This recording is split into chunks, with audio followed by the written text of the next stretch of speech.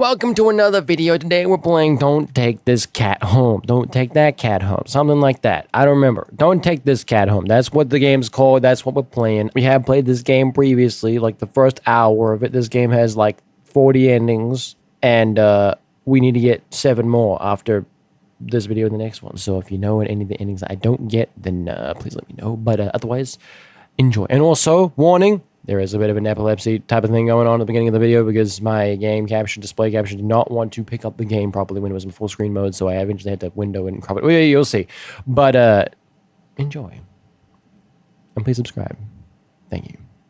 Okay, this game, we played this before. We played like an hour of this. And it was weird. This game has a lot of warnings and strange stuff, so hopefully this doesn't go bad. And this thing tried to kill me last time, so let's see what happens this time. If I just hit continue.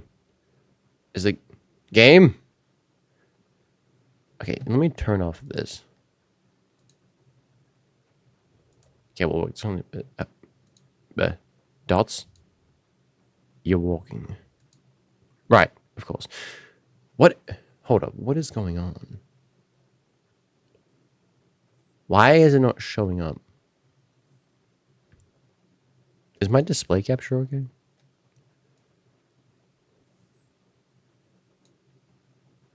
It's the first time in a while that you felt like going out.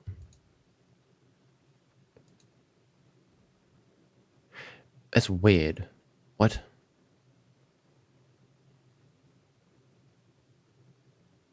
Hold on a second. This is not working. Let me delete this. Remove. Display capture. Get at it. Give me a new one. Was it doing this the last time I played this game? Add it back in.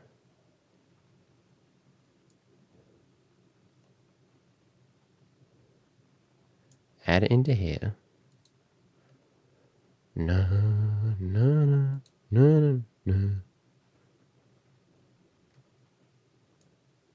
Why?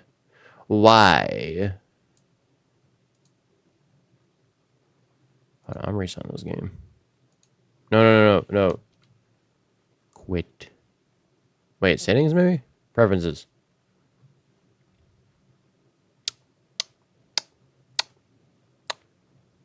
Windowed. Does that work? Kind of. I full screen it. That works. Okay, that works. Wait, no, let me just see if I can restart the game and see if it works. Let me see if I can fix this. Fix it. And see, I took the cat home, and I mean, to be fair, it didn't go great, but it could have gone worse. Okay, if I go preferences, full screen.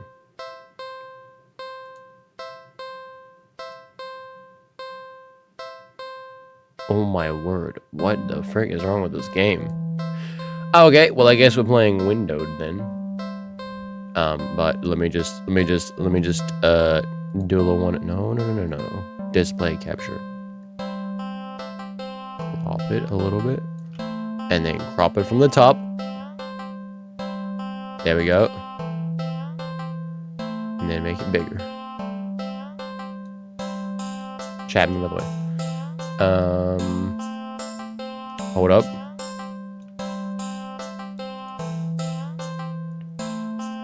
I'm gonna stretch it, just make it bigger. Beautiful. And it should fit the screen about perfectly. Wonderful. Okay. Is that good? That's good. There we go. Now the game will work. Move my chat back up here. Continue. Okay, now we can continue. Without issues. I don't know why it's doing that. That's very strange. But whatever. You're walking. Right, of course. What do you mean? It's the first time in a while that you felt like going out. And you're actually glad that you did. The weather is absolutely perfect today. That's a good sign, right? Maybe luck is finally starting to turn around. You tentatively allow yourself to feel excited for the possibilities of where you could go or what you could do. Maybe even who you could meet. You're so deep in thought that you almost miss it. The cat. Now, it continues, so I'm wondering if something different's going to happen this time, or if the same thing. Because last time we went around, what happened? I'm trying to remember. You can go watch that video. It is on my channel. But last time we played this game, I do believe we went into like a mirror maze. We went to like an arcade, ended up in a mirror maze, and died. There's an endings thing, though, right? Something happened, you think. Anyway, you can't really remember that. Anyone, it begins. That one's the first time you take the cat home, I think. You beat the maze. Congratulations. What other endings do we have? That's it?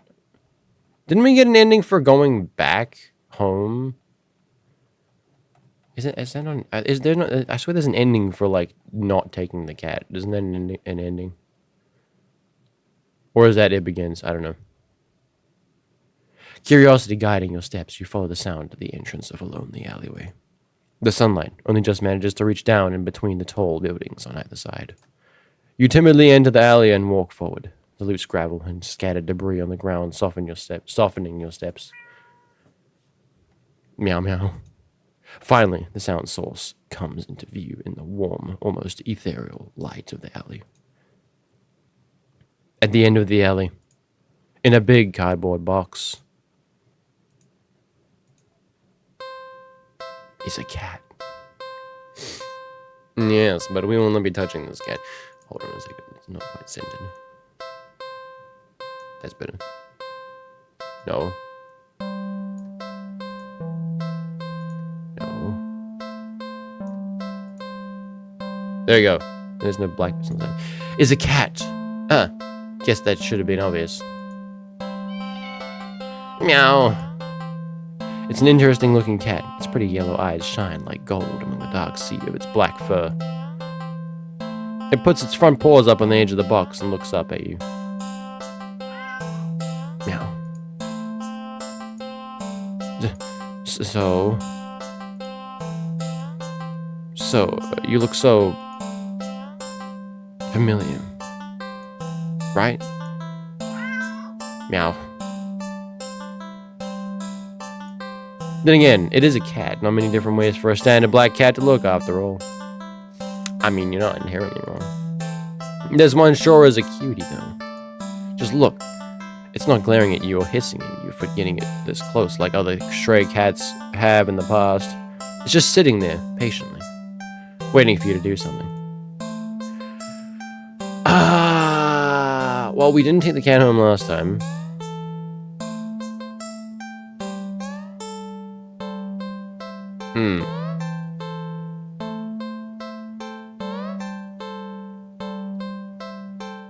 Let's not take it home. Sadly, as cute as the cat is, you'd never take this thing home with you. Exactly. You just can't take this at home with you. You're a responsible adult. I don't know about that, but sure. Meow. With rent and bills to pay for, not to mention you need to buy food to survive too. There's no way you could care for a cat long term, right? You can barely afford this little outing on your day off. Meow.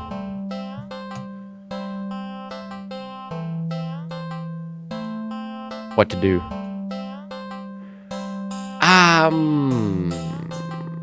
Play with the cat. Let's play with the cat. Meow meow. Oh, you just want a little attention, do you?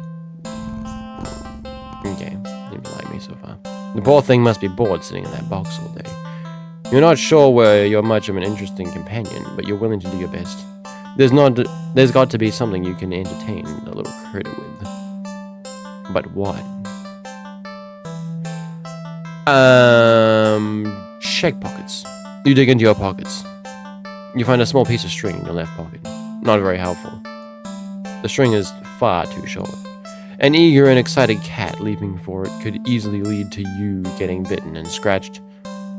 In your right pocket is a bar of chocolate. Why the frick I have a bar of chocolate in my pocket? Not too helpful either, right now. The only other thing you've got on your phone, on you is your phone.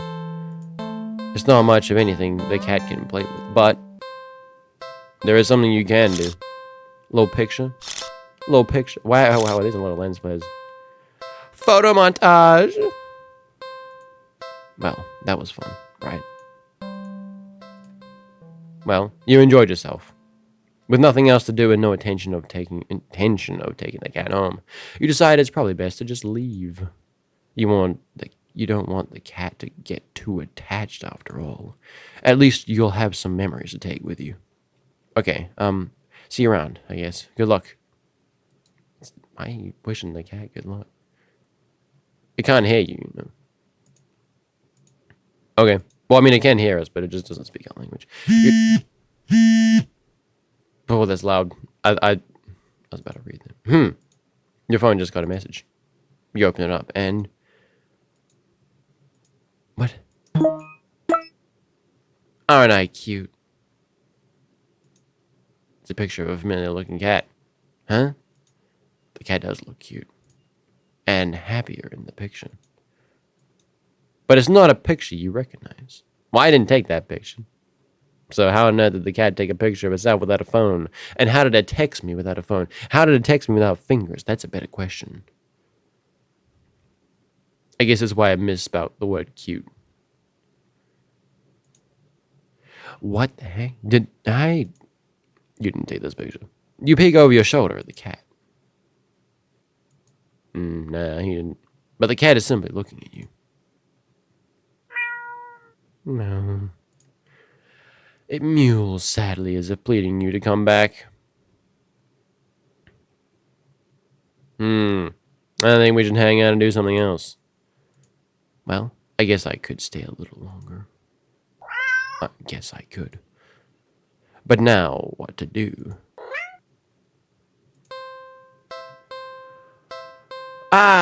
What is the question mark one? I could leave the cat, feed the cat, play with the cat on second thought. Ready to this one. What to do? I reckon we play with the cat, but we use something else. Look around the area. You search around, but there's really nothing in the alley that looks interesting enough for the cat to play with. So maybe. How about a game? You decide on a game you've known since childhood. Red light, green light. A classic. Teaching a cat how to play might be a bit of a challenge, but you get the feeling the feline's natural hunting instincts will help it along. You walk to the entrance of the alley, the cat meowing at you. Don't worry, I'm not going anywhere. You exaggerate your movements, covering your eyes with your hands, and turn around. 1, 2, 3. Red light. You spin around. The cat hasn't left the box, tilting his head at you in curious confusion. Try something else. This is not gonna... Maybe the concept is too advanced for a cat after all. It's okay. You'll think of something else to do. That was never gonna work in the first place. Okay, we could buy a toy. After being out in this alley all alone for who knows how long, you personally think your furry friend deserves something special. I'll be right back. Okay. You quickly leave the alley and rush to the nearby pet store. You browse through all the different toys for cats. There are so many to choose from, plush and bright-colored and scented with catnip. But you realize that most of the toys aren't meant for a cat to play with alone. You can't stay in the alley of playing forever. And you can't exactly afford to get another cat as a playmate. Another. That's it. And you know exactly what to get now. After a quick and successful search of the store, you make your purchase and rush back to the alley, eager to show off your find. I'm back. No. The alley feels even gloomier after spending time in direct sunlight. It makes you feel that much prouder of your gift. You skip over to the cat and dig in the store's plastic bag. I've got something for you. The cat leans up, curious of the bag's contents. You pull out your gift to the cat. Ta-da! It's a small cat plushie. The plushie is a light orange cream color with burnt sepia stripes, making it resemble a tabby cat. The synthetic fur is soft, but not unrealistic. So, I pushed the wrong button. And the lot. Wait, what? But not unrealistically so. And the large eyes are a pale green, more subdued than you would have expected for a toy. There's no denying it's just a plushie, but the thoughtful details still make it almost uncanny to the real thing. Really? This does not look like the real thing. I guess it kind of does. I don't know what... It has no nose though. Which makes it perfect. A companion for the cat. And one you could actually afford. Win-win. It's not all. That's not all. You give the plushie a little squeeze, and... That is a horrible cat sound. The cat looks unimpressed. Well. You think it's cute. Guess your purchase wasn't so successful after all. Out of options and lower on cash, you awkwardly place the plushie in the box next to the cat. And get up and turn to leave. You're a few steps away when you hear an electronic meow behind you. Meow. Why did you give the cat a meow button? Huh? You turn to see the plushie on the ground next to the box. The cat is watching you closely, staring. I'm leaving. I ain't picking up your plushie.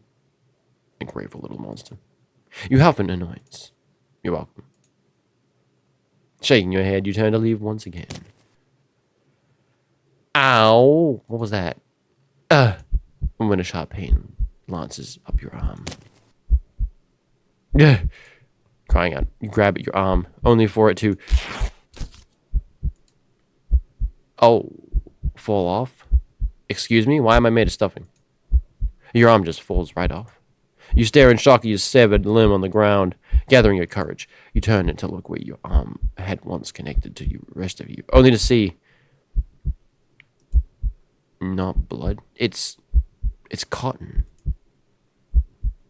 Touching it, the stump doesn't even hurt.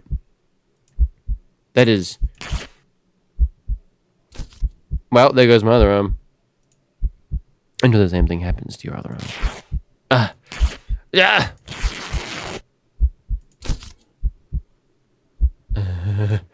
You fall when both your legs succumb to the same nonsensical fate. Crying out of the agony that comes and goes like never happened, as if you're not currently laying on the dirty ground of an alley, limbless. What in the world is going on? You can't make sense of it. You can't think straight. The pain has receded, leaving you with a strangely empty pit in your stomach. Considering you still have a stomach, and it wasn't replaced with... But you lay back, helpless and still in shock, staring at the sky. The cat's face appears in your line of vision. I'm pretty sure what the cat did was somehow the cat that I gave the cat turned into a voodoo doll, and he was just ripping the limbs off, and that's why it was filled with stuffing. It lunges at your torso and starts biting and clawing into your chest like you're a chew toy. It doesn't hurt anymore. You feel like it should. You're not sure if you're glad that it doesn't. Eventually, you feel the cat pulling something out of you. A small doll that looks very, very familiar. It's hard to tell, but that doll is... That's you, isn't it? Man, I look terrible. The cat hops off of you and heads back to the box with its prize. At least, you think so. Everything's too dark to tell. Oh, sorry. That was a mistake. You wake up and find that you can't move an inch. You can't look around. You can't even breathe. Though none of those realizations seem to be a problem. All you can see is the face of a familiar-looking cat curled around you, purring in its sleep. I've become the doll. For some reason, this doesn't bother you. You're not sure why you feel like it should. You try to latch on to thoughts in your head that feel like memories of another life, another time, another you.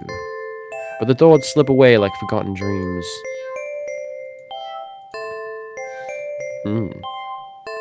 I become a voodoo doll. I'm the doll. Oh well, that's fine, isn't it? You're just a doll, after all. And a doll's role isn't to have silly thoughts or to remember unimportant things, but to be a companion. And judging from the cat's content purring, you seem to be performing your role perfectly. You are filled with an overwhelming strong sense of pride at this fact. And so you too feel content. Interesting. Ending 35, cotton-headed. Okay. I'm going back in.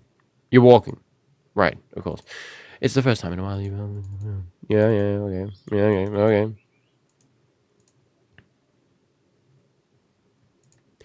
Maybe even who you can meet. And you hear the cat.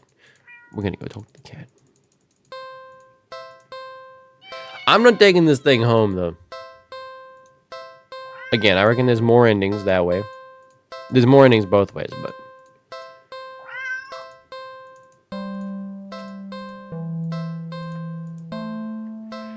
Take cat home. Don't take cat home, please.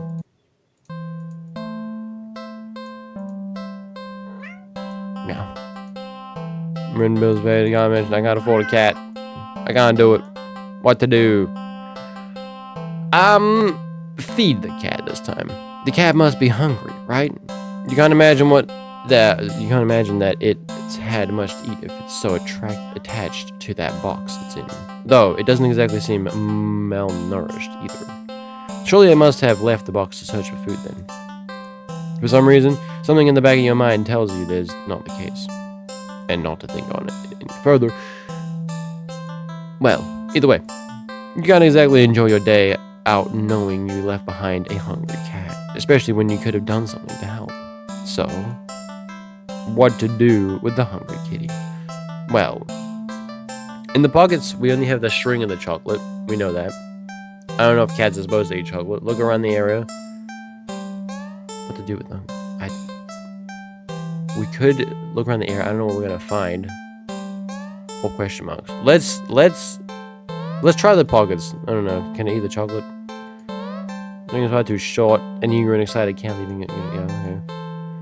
It's about chocolate. You find a chocolate bar. Is it? No, it's not even expired.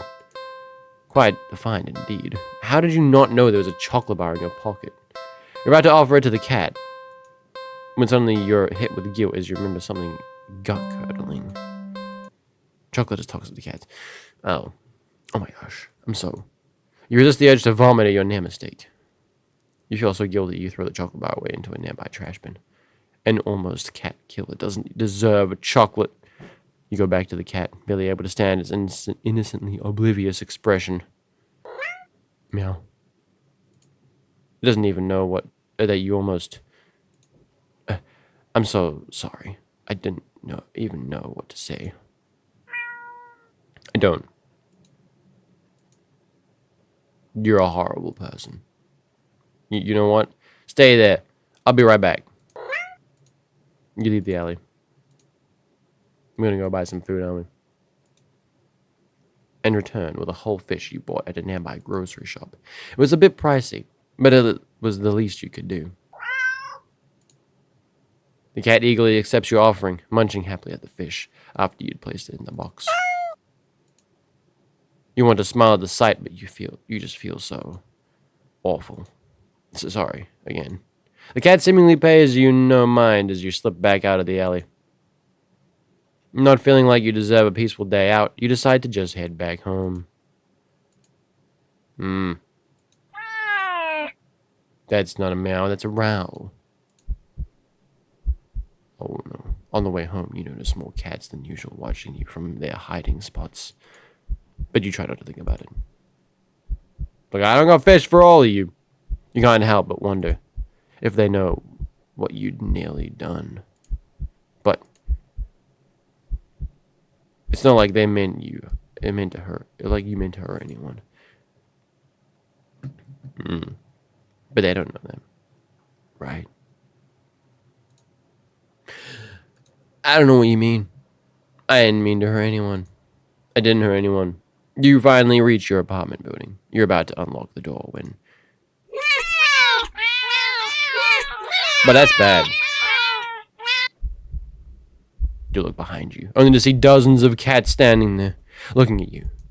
Did they see you feeding the cat in the alley and thought that you had more food for all of them? I'm sorry, I don't have any more food for you. None of them move an inch. You're starting to feel a little unnerved when finally a single cat pushes its way to the front and... Oh, it's... Oh, it's... Held carefully between its teeth is the chocolate bar you'd thrown away earlier. It places the chocolate bar down in front of the door before looking back up at you. All the cats look up at you. You can feel their judgment. You feel your sins weighing down heavily on your back, but without the money to buy enough food for all of them. You know what? You don't know what to do. A beg for forgiveness, I think. You collapse to your knees and bow down low as you start to earnestly beg for your forgiveness. I'm so sorry. I swear. I'd do anything to make up to all of you for it. Wait. But you're out of options. Suddenly. I'm getting choked. I'm choking. You feel something stir in your stomach and swim its way up to your throat, closing off your airway as it tries to force its way out of your esophagus. It finally succeeds with aid from the helpless gagging. Your helpless gagging. Ooh, bleh. What the? Lying on the ground in front of you. The fish? How did that? It's a flopping fish. You just threw up a living fish. What the hell? The cats come rushing forward, all tearing hungrily at the fish. You're happy to finally be of help, truly. But how? Bleh. You throw up another fish. Oh, I'm just... Bleh. And another. And another. Yep, I'm just gonna keep going. Your stomach hurts. You're getting dizzy. You fall to your knees. Tears and snot are streaming down your face by the time you cough up a final, tiny, bloody fish and collapse forward. Your throat and stomach both burn in a way that feels dangerous. You start to fade out. Despite the pain, you strangely feel a more overwhelming sense of hopeful pride that you've made up for your disgusting actions.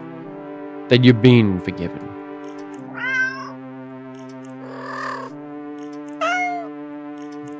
I didn't know chocolate was talks to the cats, to be honest. The sound of happy cats munching away at their fish fills your ears. Then,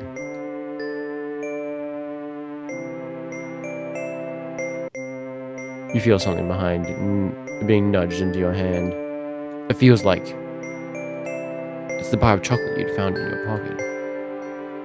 How do you accidentally forget that whole bar of chocolate's in your pocket? You smile weakly. You've successfully atoned, but you don't really have the strength to eat your reward.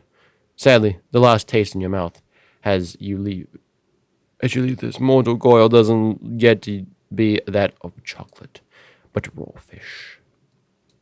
Ending 24. Fishing for pardon. Well. Okay. I should really save where I don't have to keep doing this, but... Yeah. It's an interesting looking cat, but it's pretty yellow eyes shine like gold. Puts its front paws up on the edge of the box. Looks familiar.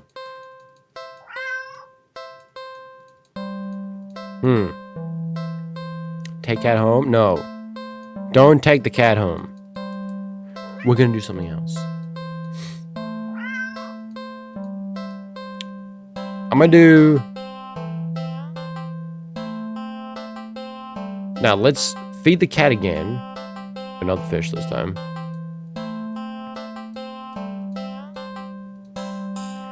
I'm gonna save here just in case. No, don't skip. Save. Wrong one. Save here. Just in case this also... Actually, let's look around the area first. You glance around the dark alley.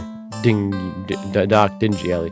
And only see garbage bins, trash bins, empty cardboard boxes, and scattered litter here and there. If there was something for the cat to eat, surely it would have found it by now, right?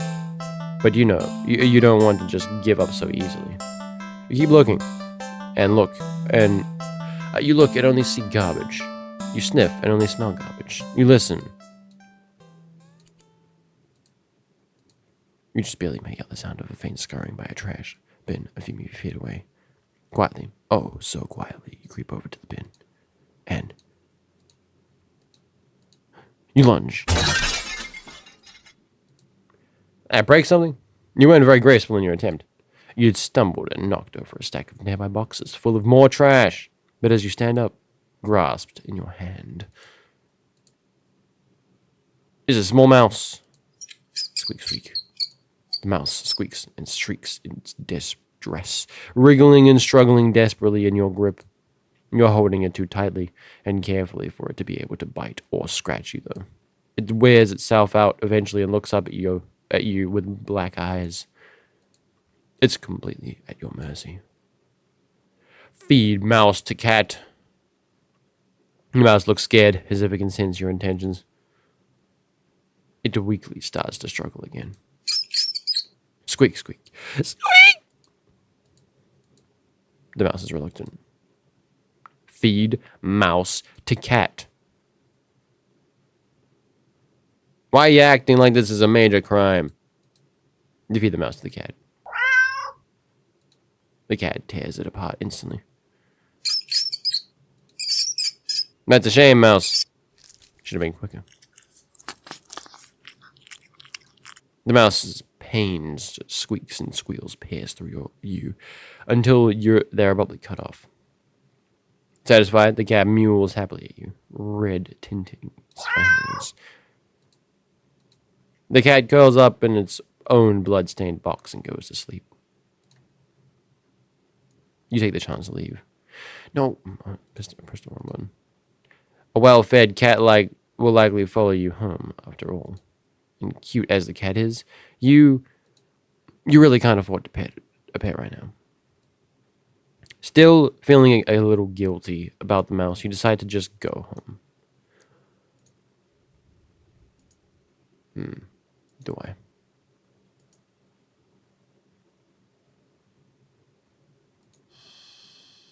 After a long walk home, you finally enter your apartment. You head straight for your room and collapse on your bed, falling into a fitful sleep. Did we survive? Fine, later. You wake up. Scritch, scritch. Just squeaking and scurrying noises all around you. So loud and constant, they sound like screams. In the darkness of your room, you see the shifting shadows of hundreds of mice surrounding your bed. You try to run. I shouldn't have touched that mouse. But you cry out as twin lances of pain race up your legs. You fall off the bed in your attempt to escape, the hordes of mice dodging you as you crash to the ground. You can't stand up. Looking back in the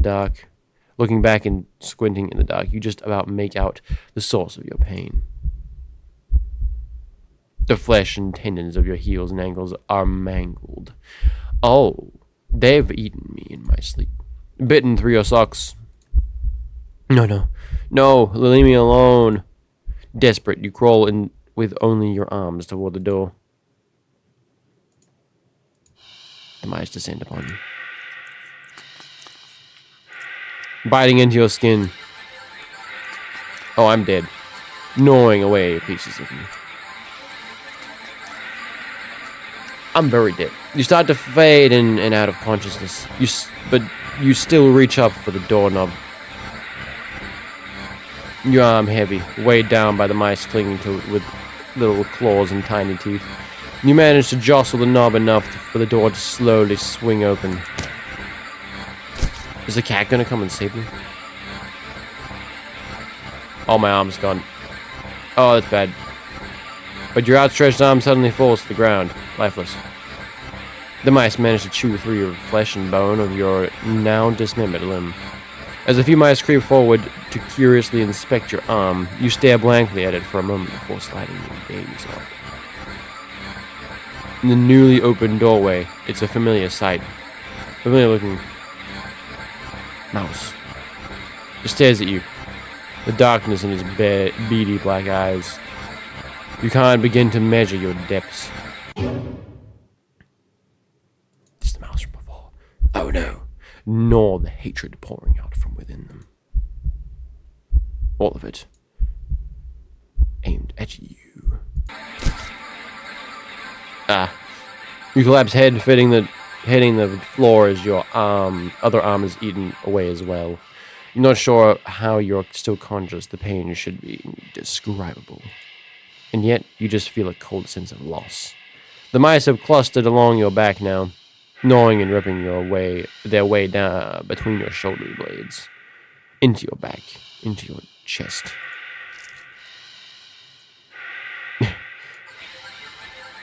You weakly cough up blood. They must have damaged something important. You feel something being pulled out of you. And in between the moments that blankets of darkness fade out your vision, you hear something wet plop on the ground in front of you. You pry your eyes open and see it in front of the mouse. Weirdly shaped, red with blood and pulsing in. How do they rip up my heart? I'd be dead. Oh, that's your heart, isn't it? The other mice will descend upon it, abandoning your half-eaten body. You're losing a lot of blood. You feel sleepy. I would be dead. What do you mean? But you also feel anger. Yes. So much anger. How dare they? How dare they? The last thing you see before your vision fails you is a pair of glowing eyes leering in from the darkness beyond the doorway. Oh. You can hear squeaks and shrieks of terror all around you. Low yowls, deep snarls, gnashing teeth, tearing flesh. As your remaining senses leave you, you smile weakly with the last of your strength. So then, when something with soft, lightly damp and sticky fur nuzzles your cheek. Purr. Good kitty. Ending 27. Well fed. Well, you could have come a little bit sooner, otherwise I would have survived, or not otherwise. Okay, so we're back. We're alive again. Let me go and load up this. Yes, no. I didn't want to override it. I wanted to go to there. Whatever. Yeah, if I feed the cat this time. Don't need to get home.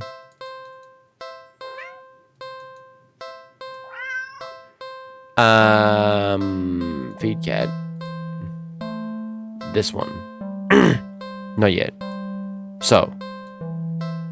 What do I do? Okay, I can't do that. Look around the area then, fine. Spat the mouse. You sure? Spat the mouse.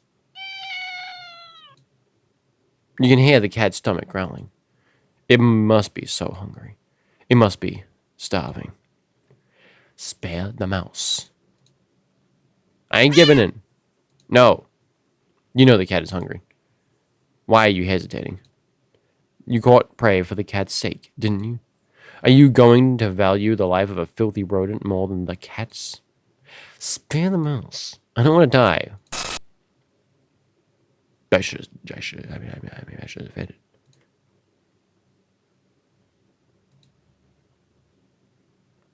You're mocking me, aren't you? Last chance. Hand over the prey. Now. Spare the fucking mouse. care. I'll play with fate. You let the mouse go. It scurries away, squeezing into a tiny hole in the wall. But you don't pay it much mind. Don't know why that sounds scary. You don't flinch as a giant clawed paw slowly falls in front of you, blocking your path to the alley's entrance. Not that you had any delusions about escaping. The cat is hungry after all. Is it? You close your eyes in acceptance as the paw gently pulls you back, and jump. Ending 26, a life spared. That was worth it. How many endings is that? Not a lot. We got a few. Let's continue. Skip. Don't take the cat home. Skip. So. You're not ready. I'm not ready. Okay, fine. Leave the cat then. You don't think it's a good idea to get the cat's hopes up of having someone to look after him? What if it gets attached and somehow tracks you down back to your home? You'd never... I think we already read this, right? Ignore. No, nope. You need to nip this in the bud and get on with your day. It's what's best for both of you. You leave the alley and continue on your way. Wait, what was I doing? In all the excitement of dealing with your furry dilemma, you'd forgotten that you still hadn't decided on what you were going to do for the day off. Yes, so we went to the dog park. That goes weird. We went to the carnival. Did we go and watch a movie? Let's go watch a movie. It's been a while since a film came out that looked interesting enough for you to go drag yourself to a movie theater. But there's a showing of one such film at the old theater. The movie was a little too niche to be picked up by the new cinema that opened right across the street. That's okay though, you're not exactly a fan of the crowds. And nothing ruins the experience of watching a new movie for you more than a noisy audience. Ooh. Ooh. Hold on, let's override this.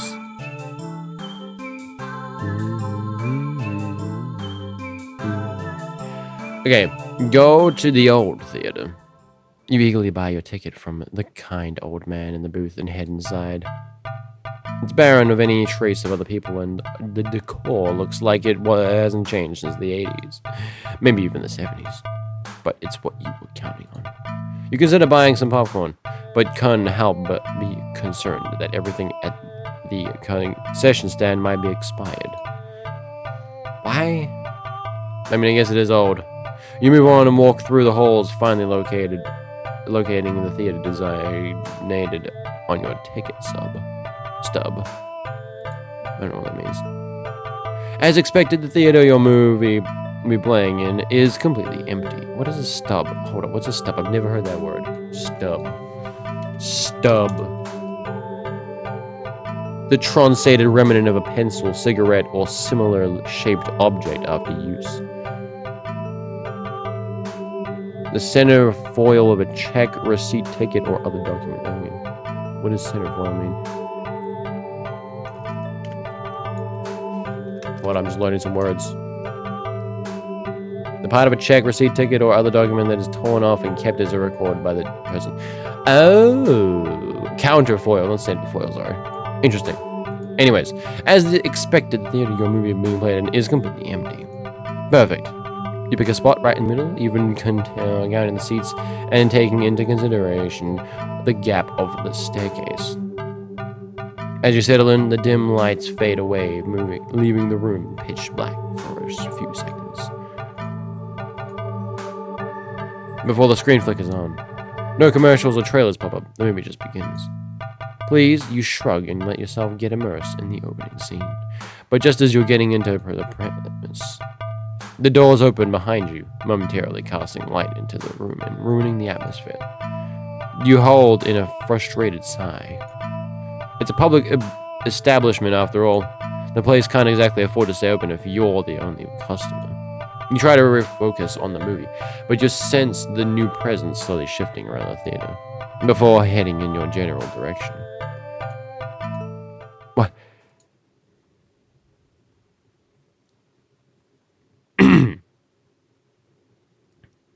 You gape in utter disbelief as the stranger shuffles down the aisle, only to sit right in front of you. There's no one else here, and plenty of places to sit. The stranger is also unusually tall. Even with the stadium-like arrangement of the seats being a somewhat steep incline, they're completely blocking your view. Ooh, save again. We shall return here soon. I reckon we just move to another spot if we care that much. You don't want to risk escalating the situation further. This whole thing is already making you uneasy. Why would you choose to sit right in front of you? Why would they choose to sit right in front of you? Surely they know you wouldn't be able to see past them. Shaking your head with a passive-aggressive scoff in the stranger's direction, you reluctantly pick another less perfect seat in the theater. But as you settle down, you see the strange person get up, only to once again sit down in the seat directly in front of you. Why? You look around somewhat helpless, as if it's waiting for someone to silently agree with you about how odd all this is. Or at least inform you that it's all an elaborate prank. But there's no one else here with you. That's how you've always liked it. No, my goodness. But you can't help but think that maybe it would be nice to have someone else here if it meant not being alone with this weird jerk. I'm going to move to another spot. And again, they sit right in front of you. You bristle, annoyed and a little humiliated. Are they just getting a kick out of this or something? You've wasted enough time with this jerk that you don't even know what's going on in the movie anymore. I have to confront him.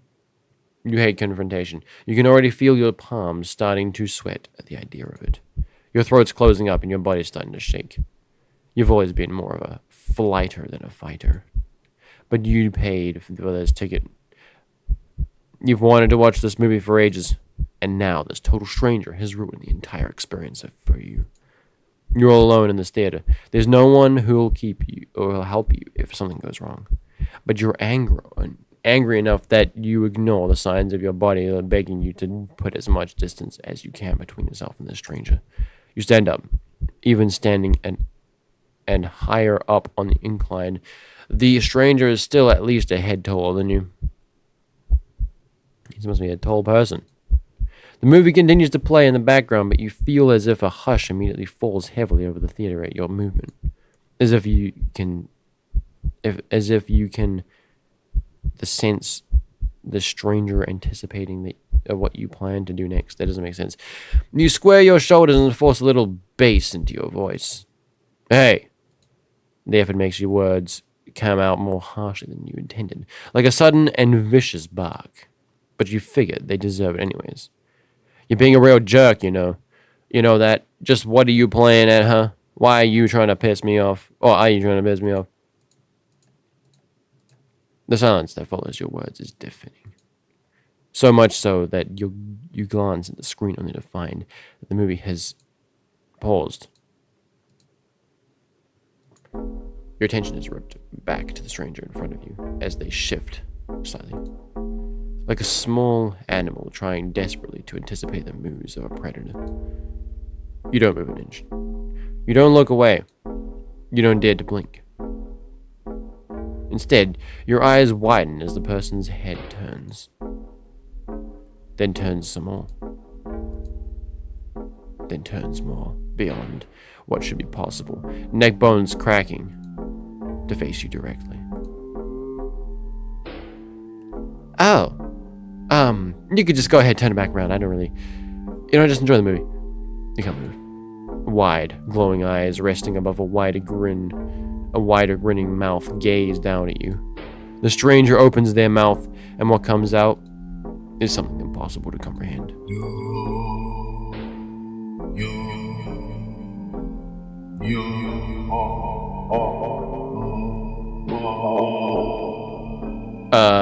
Well, that's mildly disturbing. Sir, I only speak English, I'm sorry. No one speaks. The voice is endlessly deep and creaks like a weighty door, foreboding and oddly melodic, alluring. But it also snaps you out of your terrified trance, and before you know it, you're already out the door. You run through the halls of the empty theater, heading for the exit. You feel something watching you from behind, but you're too afraid to look. The exit now in sight, you sprint forward and burst through the doors. You look around frantically and spot the crowded cinema across the street. People, that's what you need. Safety in numbers and all that. Without thinking, you rush into the street when a sinking sensation crawls down your spine, compelled to look behind you. Go to the new cinema. Look behind you.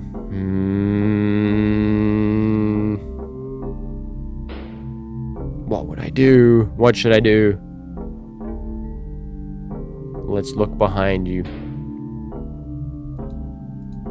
Desperate, you resist. Despite your resistance, you feel your head turning to look back of its own accord.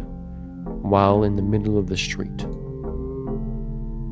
you catch a glimpse of a grotesque-looking person standing behind the glass doors of the old theater, watching you intensely, cradling something in their arms.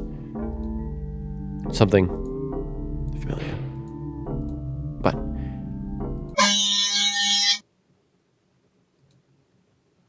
was that my phone? That was a really weird, creepy sound. Oh, it's a truck. A glimpse is all you get as a truck speeds toward and crashes into your body. That was not the sound a truck makes. Somehow the distortion that they put on that sound made that so much scarier. I don't know why.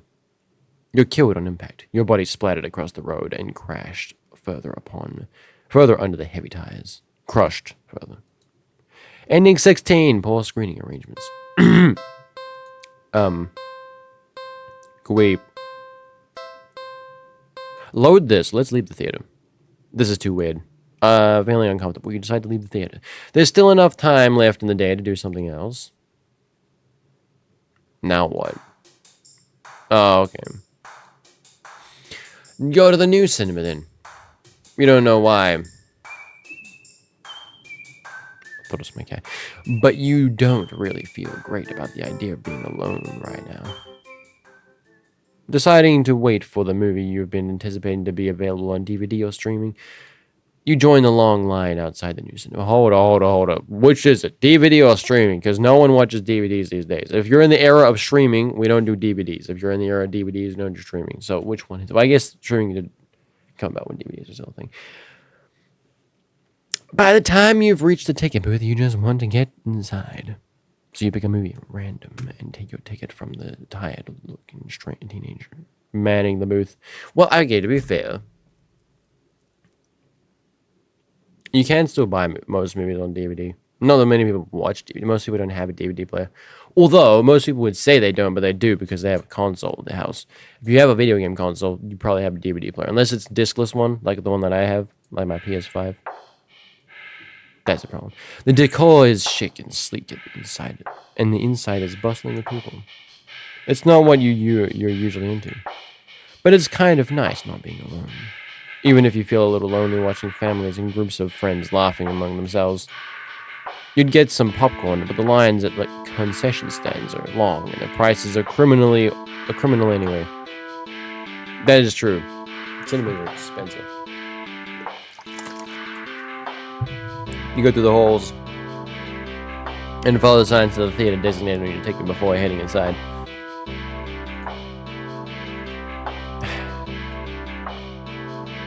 You sigh at the sight of the absolutely crowded theater.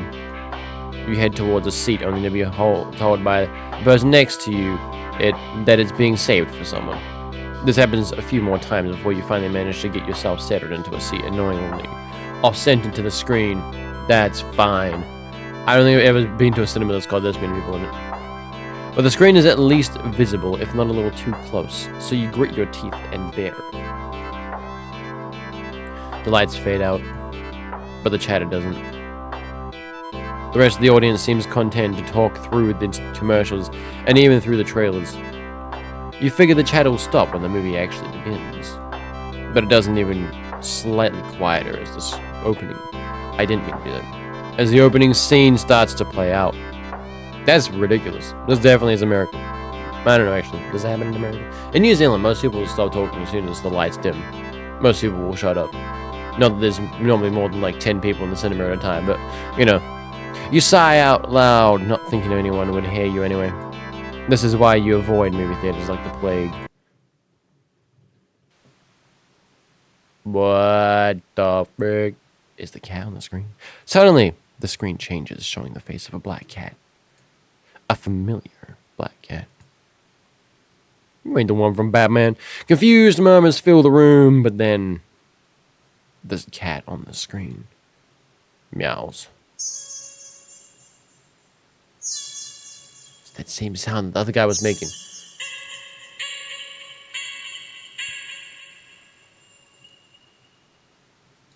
The sound is strange, and not at all like any cat should sound. Haunting, almost melodic, and layered as if made of multiple voices of different creatures. Creatures that would probably never say.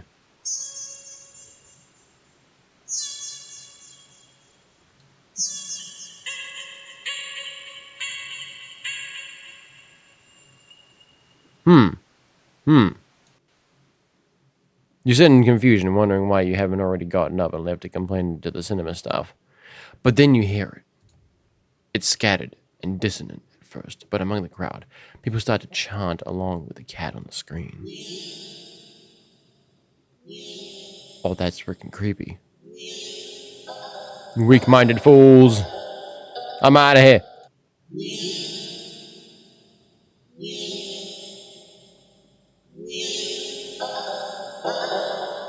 How does this crowd have, like, auto-tune and reverb on their voices? That's weird. How am I in a movie cinema full of Travis Scotts? That's not even possible. Soon, the entire way, you're feeling strangely drawn to the screen yourself. But the compulsion to stare blankly at like the others isn't that strong. For now. Also, you start to notice out of the corner of your eye that some of the people in your immediate vicinity are looking at you. No. They're outright staring holes into you, even as they continue chanting. They don't miss a beat as they slowly begin to frown at you in blatant disapproval. Their scowls deepen as time goes on, as if they're getting impatient.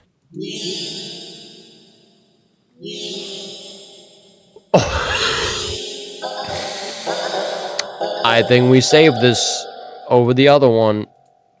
This is the new theater situation. I think we try... What would I do? Let's leave. Let's leave. You guys... I'm leaving you to your weird chanting. This is too weird. I need to get out of here. That's a good idea. Gathering your courage. Or perhaps putting your fear to use. You stand up, fully intending to leave the theater. When everyone comes to an abrupt stop. All of the chanting stops. Even the cat's chanting on the screen. You tense and risk a glance around the theater. They're all staring at you. Every single one of them. They're not even moving. They're not moving. They're not blinking. You swallow, throat suddenly dry, even though a nervous sweat completely soaks through your clothes. You highly doubt that sitting back down will fix the situation. Your legs are shaking under the audience's unnaturally intense scrutiny. Those are some weird-looking eyes. But you force yourself to step forward and forward and forward until you finally reach the end of the aisle. You feel their collective gaze even worse on their staircase. All their heads even turned uncomfortably to the left to look directly at you. The screen illuminates their faces, making clear their blank scowls. They seem even more upset than they had been minutes ago. Identical frown lines digging down between their brows. You keep going. The heavy atmosphere becoming more and more oppressive, with every step. You're so tense with anticipation that you fully expect someone to grab at you from behind. I've been there. I've been there in horror games where I'm playing a game but no one does. You don't hear any of them even get up. You exit the theater, holding your breath as the doors close behind you. You briskly walk around the halls, putting as much distance as you possibly can, as possible, between you and that theater full of people. There's no way I'm getting out of this fine, am I? Also, I have been in a situation where it feels like something's right behind you, but like while playing games or watching things as well. Finally reaching the lobby, you just barely manage to catch yourself from falling to the floor as you gulp in huge gasps of air. You expect to feel relief as your breathing calms, but you feel a lingering sense of dread that only spikes once you finally notice it, as well as its source. You look up, and your stomach sinks.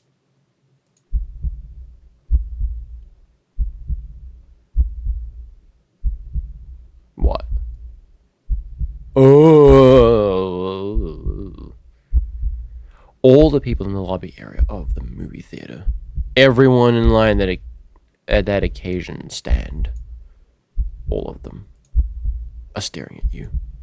And they look even angrier than the people in the theater. You don't hesitate this time. You duck your head, avoiding eye contact, and leave the cinema. You ignore the glares of everyone in the ticket booths and the lines leading to them. You make your way home.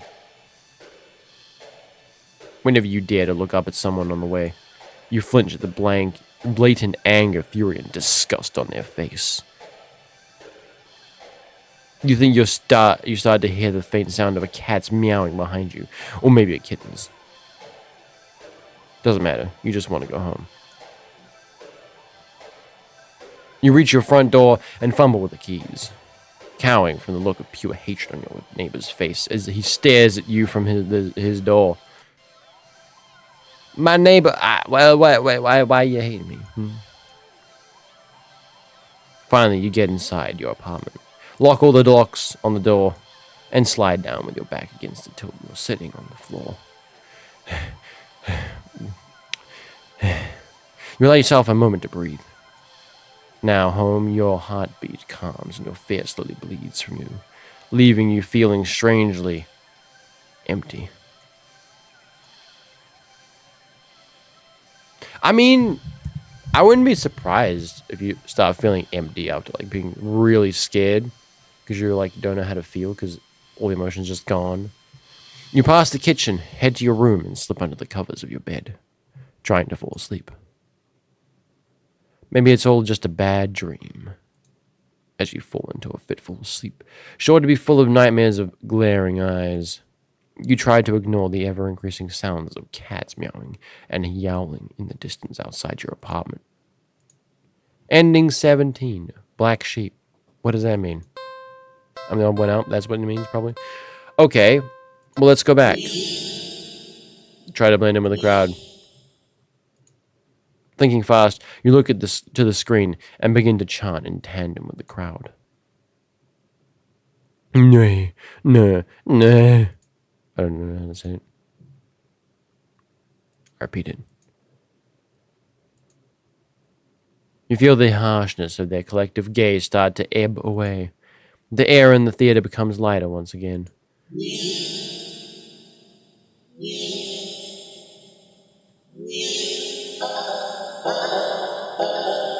Oh, I missed that bit. Damn it.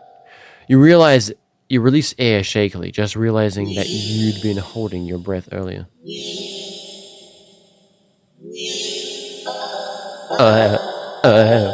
You feel stuck. Surely you can't just up and leave now. Not after whatever all that was. The people around you all seem fine now. But there's no telling if they'd get aggressive at you for even moving too much. Never mind outright getting up and leaving. You decide to let this run its course. Hopefully someone will come along, right? Or at least turn the film off. You continue to chant along with everyone. You start to feel lightheaded.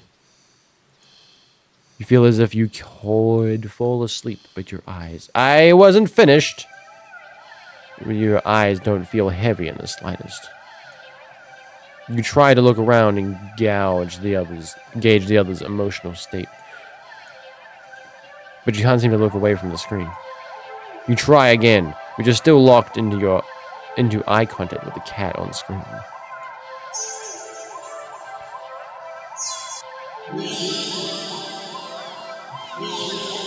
We've been hypnotized.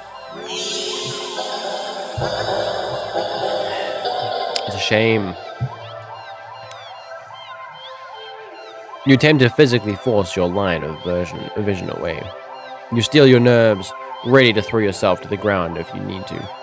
But your body only gets as far as tensing up for a moment before completely loosening itself again, making you lay back limply into your seat. You think you should be panicking by right now, but even your brain feels limp. I've been there. Too much YouTube. Your thoughts are vaguely muted pastel pink, airy, sickeningly sweet and lucidly spun, like cotton candy. You like cotton candy. You think you shouldn't mind your thoughts and body being like cotton candy either. So, why get up and ruin that? It's nice here. You're more at peace than you've ever felt before in such a crowded room. Still chanting, you've never felt so aligned and in tune with another person. Let alone with an entire room full of complete strangers. You're not alone. Out of the corner of your eye, the person next to you starts to sink back even further into their chair. Then they sink more. Then more. Not like they're slouching or reclining, but more like they're dissolving, deflating. Their skin bunches up in wrinkles like fabric, as if their muscles, their bones have started to disintegrate. Their eyes dim before sinking into their sockets. Their mouth, still attempting to chant, falls open over a cut-off, gaping as the word ends in an awful hiss. A final weak release of air. You muse thoughtfully about whether or not you should be distressed at the sight. But even then, the blanket of peace doesn't leave you. Suddenly, from the pile of skin and clothes next to you, you see a lump moving around. You watch it dazed fascination as the lump makes its way to the part of the skin where the head used to be. And out from the mouth crawls a tiny black kitten. Oh my word. That person definitely got deflated. Yep. Keep on chanting. You can hear the familiar hissing sound all around you now as those unified chants start to fade, only to be replaced with a faint meowing of kittens. Finally, your voice is the only one still chanting, still human, and alone. Again. You don't want that. You can't go back to that. Not again. Not again. Please. Just then, you go completely limp. Your body feels light, but it might as well weigh several tons, because you realize quite suddenly that you can't move. Not an inch. You can't shift your eyes to look around. You can't even breathe. But somehow, the chant continues to creak weakly from your mouth.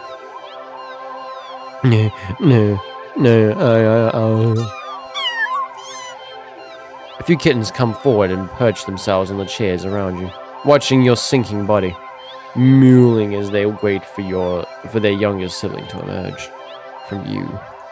Dozens of glowing eyes peer down at you, and as your eyes start to cave into the sockets of their softening skull, you manage to make out the silhouette of a familiar cat perching on the seat right in front of you.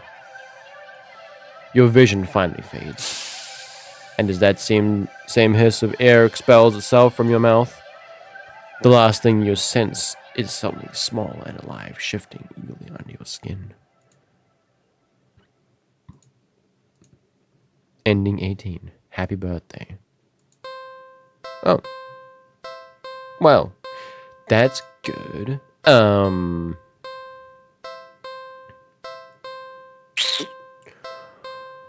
What are these other choices? What is this? Oh, I don't remember what I did last time with this. I don't know. Shall we just go back around another time? Main menu. Continue. Skip. Take the cat home. Well, actually, no. What other options do we have? We fed the cat. I think we've done everything with that. On second thought. We can't do that. So on second thought, I guess, take the cat home.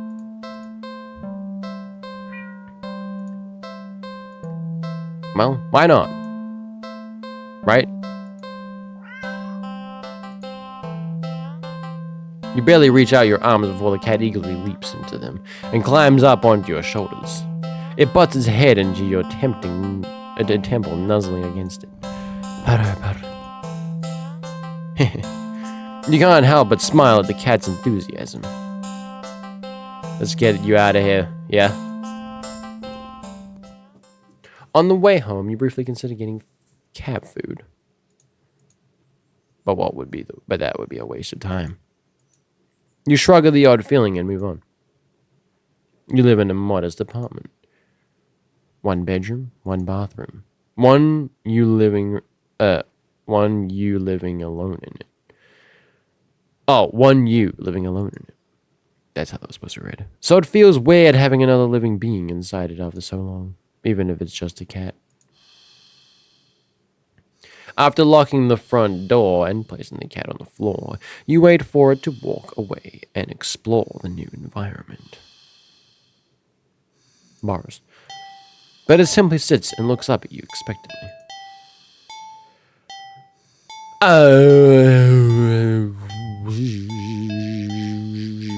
Boom. Yes, override that decision. Do something alone. Do something with cat. Do something alone. Like what? Clean apartment. You decide that even if it's your day off, that doesn't mean you should be completely unproductive. You know you have a guest and all, but you really shouldn't put off your chores. Best to get them done while you're in the mood to do so. So for now, you get dressed, roll up your sleeves, and get to work on cleaning the apartment. At least, you try to. You sweep the living room. You wipe the kitchen counter. You don't make your bed, but who actually does that anyway? Me? And like most normal people? Still, you notice that no matter how much you clean up, you keep finding more messes than when you started. Well,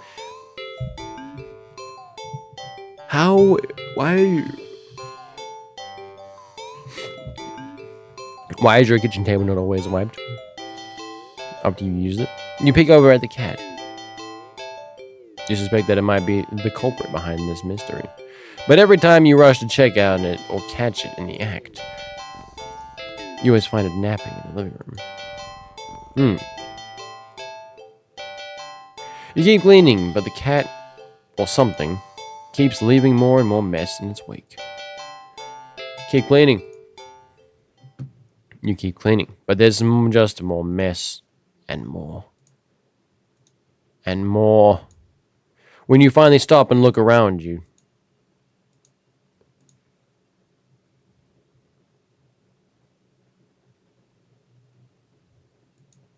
you don't even recognize your home anymore. There's piles of junk everywhere. Do you even own this much stuff? You don't remember ever buying or receiving most of it. The piles tower over you. You feel claustrophobic. The stench of garbage is overwhelming, despite your hands feeling raw from all the cleaner fluid you've been using. Your eyes still burn from the bleach. You need some air. You need to get out of here. What was that? You hear a crash and see a teacup you're certain you don't own smashed on the floor. Oh, well, if I don't own it, then I don't do. It's the cat. My apologies. You look up and see the cat perched on a teetering pile of china and kitchen appliances. It carefully nudges another teacup from the pile, sending it careening into the ground. But you don't even flinch as it shatters. Instead, oh my goodness. You start to chuckle Suddenly, you're laughing. It's so hilarious. I don't know why I'm doing a weird laugh. That tears start running down your face. I knew it was you. You did this, didn't you? You pick out the largest piece of ceramic from the broken teacups. Didn't you? And throw it at the cat. The cat dodges by leaping off the pile. Well, that's smart. The pile sways. It sways. It's falling. It's falling towards you. Ow. Crash. You can't move. You're buried. The pile fell on top of you. Broken shards of fine china and sharp utensils are piercing your skin, your organs. Your bones feel loose and limp, crushed under the heavy appliances. Warm liquid pools under you, with the last of your strength. You listen as the cat pads over to you before laying down and purring sleepily. How dare you? Yeah, a nap sounds pretty good. Ending 1. Not so clean getaway. Oh, that was the first ending? Okay. Continue. Skip. Take the cat home. Skip. Do something alone. Skip. Okay. Well, we dry cleaning the apartment. Was there more choices out to try to clean the apartment? Oh, there was keep cleaning. That's right. Let's try to see what happens if we catch the cat in the act. How are you supposed to finish cleaning up if this little imp is making a menace of itself? No. You know the cat's the culprit. You consider locking it up in the bathroom, at least until you clean the rest of the apartment. But it just doesn't seem fair when you don't actually have any proof. You need to investigate this further. You need proof. Not just for the sake of your sanity, but more importantly, for the sake of cleanliness. Very important, even though I don't seem to care much about that because I can't even be bothered to clear my freaking bed, but whatever. You start to clean again and peek behind you, catching mere glimpses of a paw, a hair, or a tail there. But as with earlier, when you rush back to the living room, the cat is still sleeping. Okay, you want to play, cat. Then let's play. This time you decide to lay a trap, one your feline friend won't be able to resist. You tackle the kitchen and island counter and give it the works. It's glistening by the time you're done. It's so clean. You'd drop kick anyone who even thought of eating off of it. The perfect trap for your little cleaning saboteur. You whistle innocently as you exit the room and hide around the corner of the entryway to the hall. From the angle you're at, you have a perfect view of the cat and the island counter. There's no way you won't catch the culprit in the act now. If it really isn't the cat, maybe you'll give a treat as an apology for your suspicions. But as you deliberate if you should stop by the grocery store to get some fish, the cat starts to shift. Its back that was raising and falling even moments ago is now rippling in small tremors like an agitated wave on a black sea. It's shuddering. Ugh. It's bubbling. It's bulging. It's pop. What the hell?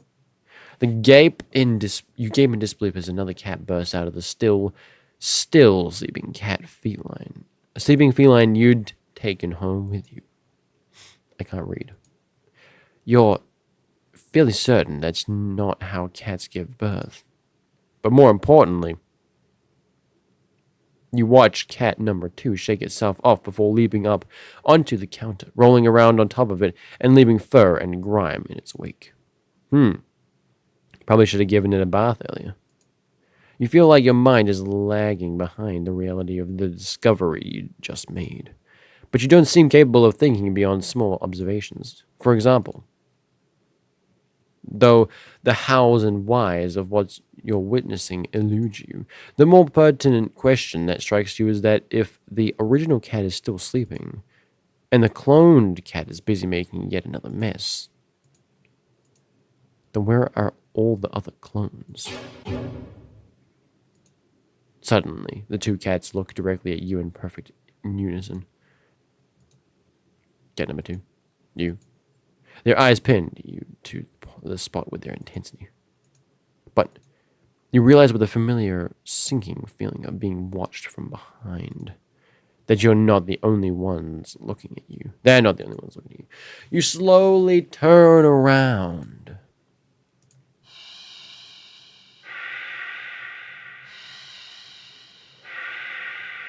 Oh, there's a lot of cats. Packed in the hole behind you from floor to ceiling is a living, breathing, writhing wall of cats. Of clones. All piled on top of each other. The glowing golden eyes of every cat in the undulating wall of pure black fur. Every single eye is trained on you. Out of fear and a sheer desperate need to distance yourself from this blight on reality and order, you take a single step back. And in response, the wall just breaks.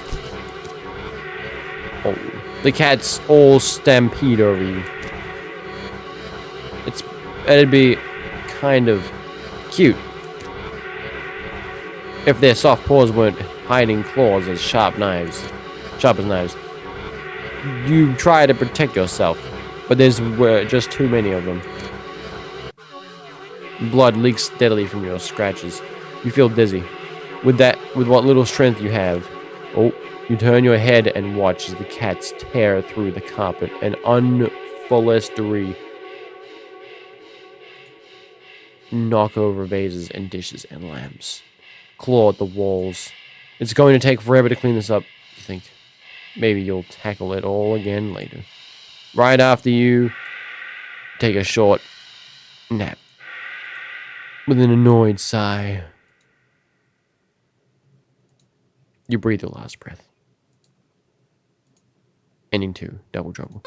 I've died twice now. Many times, actually. More than twice. Okay. Oh, I can't. There we go. Continue. No, not that. Skip. Take the get home. Skip. Do something alone. Okay. Let's watch a movie. You're not tired enough for a nap, but you're too lazy to get started on any of your chores. So you decide to watch a movie. You get dressed in your favorite pajamas, make some popcorn with an obscene amount of butter, and head over to your armchair. Now that sounds kind of much like a better time. Only to discover that the cat is already napping in it.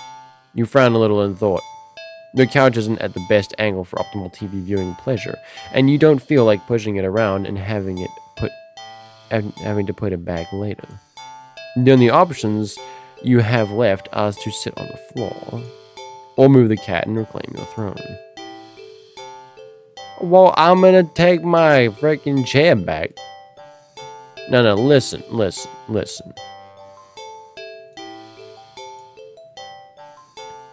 What you do is you reclaim your throne. You pick the cat up in one hand with the popcorn in the other. You sit down, and then you put the cat back on top of you. And if the cat wants to stay there, the cat can stay there. That's what I do. You square your shoulders. Sorry, kitty, but that's my spot. You pick up the cat and place it on the floor. It's clearly upset with you. When you try to pet it as an apology, it dodges your hand and scampers away. You shrug and put on a random movie before nestling into your chair. It's some horror film that you love to heckle from beginning to end. Nothing but an endless string of pointless jump scares. Did the writers not know the meaning of the word subtle? What was that? Was it the bathroom? The cat must have gone into the medicine cabinet or knocked something over.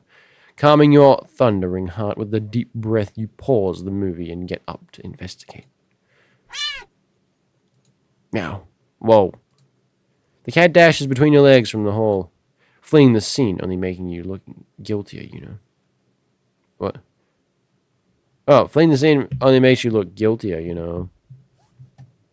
Yeah, you know that. You're even more reluctant to see the damage now. You just want to relax and watch your bad horror movie. You go into the bathroom and turn on the light, just as you thought. All the stuff in your medicine cabinet is scattered on the tiles. You sigh. At least none of it looks broken or damaged. You crouch down to pick up everything. Click. Did the door just close? Did you bump it when you crouched down, or... Well, at least the cat can't come in and make more of a mess this way. The lights. Dun dun. Didn't you just replace the bulbs? They weren't faulty, were they? You never remembered to hold on to your receipts for situations like these. You doubt you'll be able to get your money back. That's why you gotta save everything, my guy. You stand up. You shake out the pain in your knees from crouching and open your medicine cabinet. Carefully, you place everything back where they belong, making sure nothing is missing. You close the cabinet. Oh, ah! You jump back, slamming against the wall, covering your mouth. You look back up at the mirror on the medicine cabinet door to see... Nothing? Nothing? What the hell? Something was... You know, you saw something just now. You know you did. Right? You saw something. Definitely saw something.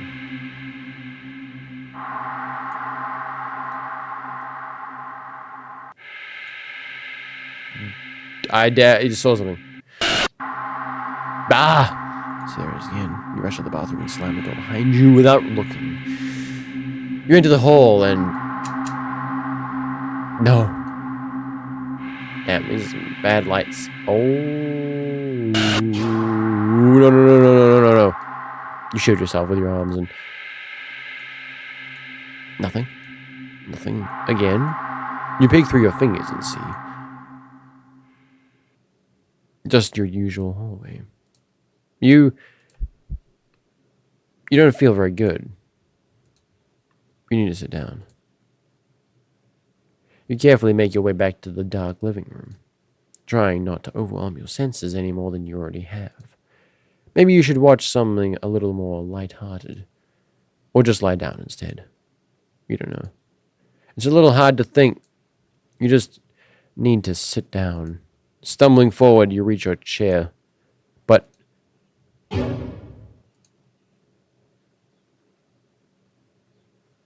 The cat's on my chair again. It's nothing. It's nothing at all. It's just the cat sitting back in your chair again, looking up at you curiously.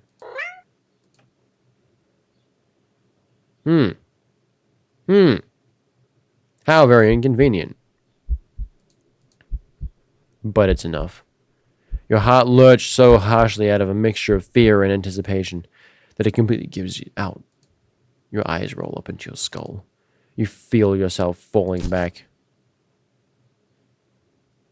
You just gave me a heart attack? Really? You're dead before you even hit the ground. And you fall. Real subtle. Okay. Well. What? Load.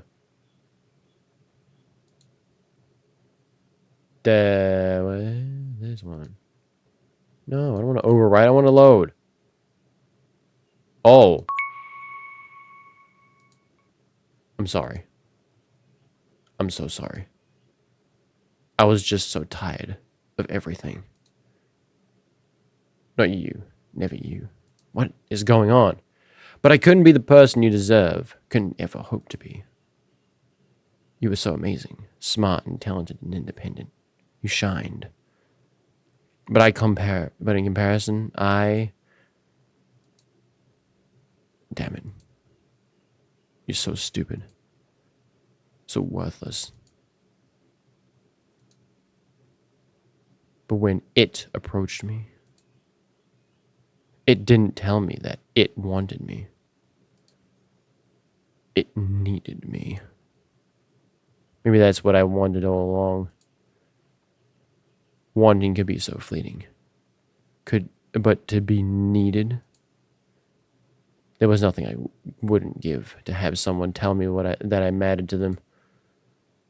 That they needed me. I just trying to load the game. You're walking.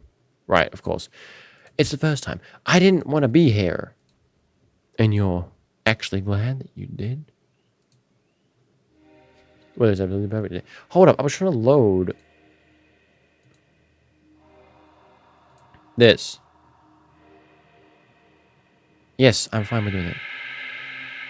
You definitely saw something. Okay. Is this the same thing? Is this gonna play out the same way?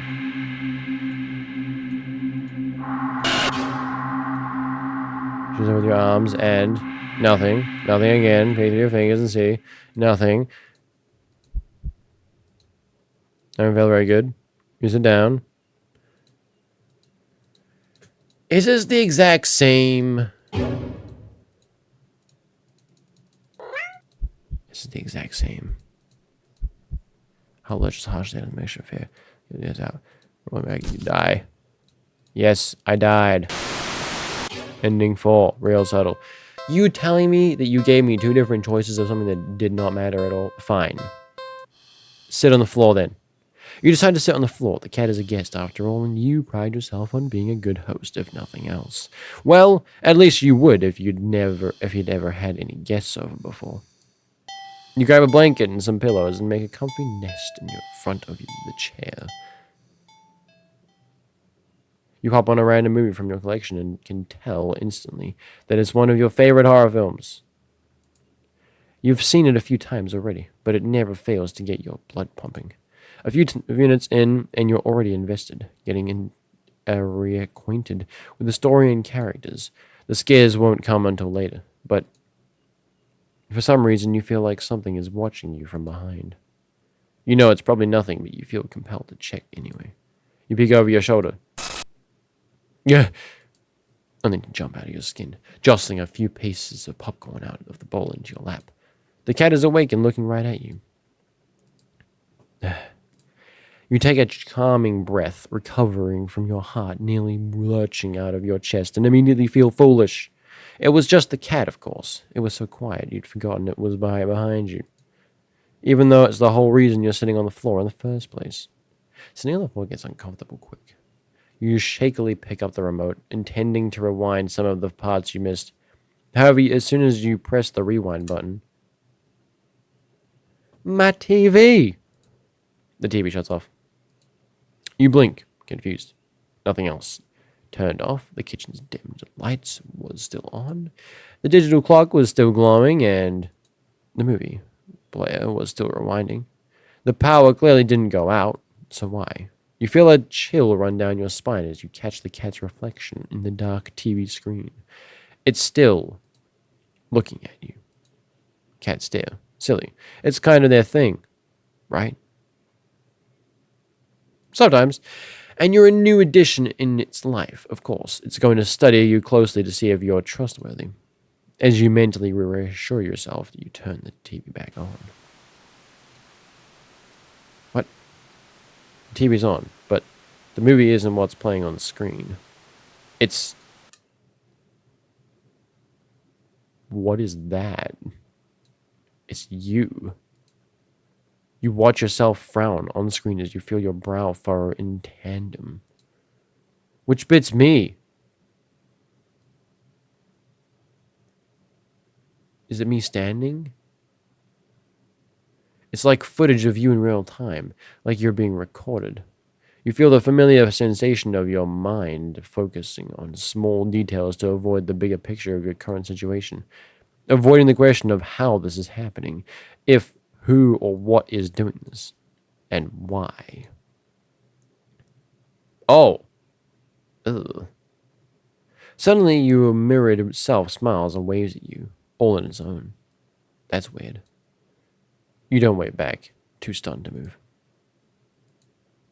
The you on the screen doesn't seem to mind, though. Then it stands up. It walks up out of frame. And then into the real world. And... a terrified yell rips out of your mouth before you can think to stifle it. That was not a terrified yell. That was an anime sound effect that I just made. On screen in the chair is the cat. But it's wrong. Oh, that was what looked weird. I was wondering when there was a bit of a hair in a bit of there. It's become a large, swollen mass of black fur. Its twitching pulse arithmetically, and with its slow, almost methodical breaths. Its mouth is a yawning entrance to a black abyss, framed by a seat of teeth that look very, very sharp. Glowing eyes bulge over its body. It's still looking at you. It doesn't even acknowledge your on-screen persona as they walk back into frame and pet it almost lovingly. Then, the you inside the TV touches one of the cat's fangs. You flinch at a sudden sharp pain in your palm. You look down and sure enough, your hand is bleeding. You're not particularly afraid of blood, but for some reason the sight of it leaking out of your hand, out of you, sends another chill down your back. A thought, clear and terrible, flashes across your mind. The dude in the thing is gonna start killing himself on the thing's teeth, and I'm gonna start taking the damage. It's not just the mutated cat in the TV that's watching you. Is it? Don't look behind you. Don't look behind you. Don't look behind you. Don't look behind you. Don't look behind you. Don't look behind you. You watch helplessly as your on-screen self smiles and nods at you almost encouragingly. You stand in front of the cat's gaping jaws. Oh, they stand in front of the cat's gaping jaws. They look into the dark depths. And as you're torn between the horrifying realization of what's about to happen and the gripping wonder of what they see looking back at them from that deep, deep darkness, they jump in. Darkness is a sudden presence all around you, pressing and holding you down. And yet you somehow also feel weightless. You can tell if you're falling, but it doesn't feel like you're lying down or standing either. You can feel... You feel warm. You feel cold. You feel everything. You feel nothing. You feel nothing. Am I dead? Ending 3. Silent film. Oh yeah, I skipped an ending. Didn't I? Okay. So let's not sit on the floor this time.